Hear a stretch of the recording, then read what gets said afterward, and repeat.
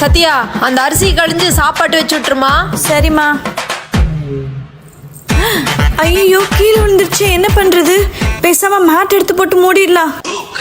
அப்பாடா, தப்பிச்சோம். என்ன மேட் இப்படி நனைஞ்சிருக்கு? சரி, எடுத்து வெளியே போடுவோம். என்ன இவ்வளோ அரிசி கொட்டி இருக்கு? ஓ, இதெல்லாம் இவ பாட்ட வேலை தானா? இரு, மாட்டி விடுறேன். மா. ஐயோ, எதுக்கு அந்த எருமை இப்படி கத்துறா?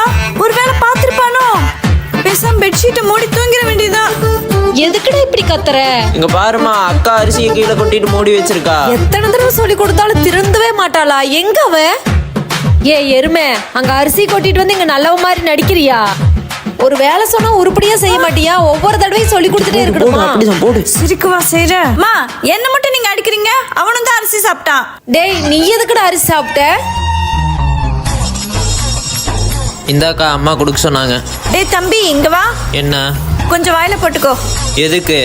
புதுசா வாங்கிட்டு வந்திருக்காங்கடா. டேஸ்ட் எப்படி இருக்குன்னு பாரு. சரி, கொடு. அதுவும் உன் வேலையா தான் இருக்கு. நீ சாப்பிட்றதுக்கோசரம் அவனுக்கும் கொடுத்துருப்ப, அவனும் சாப்பிட்டுருப்பான். உனக்கு உலகிறது பார்த்துதான் அவனும் திருந்துவான். இனிமேல் இந்த மாதிரி பண்ணுவியா?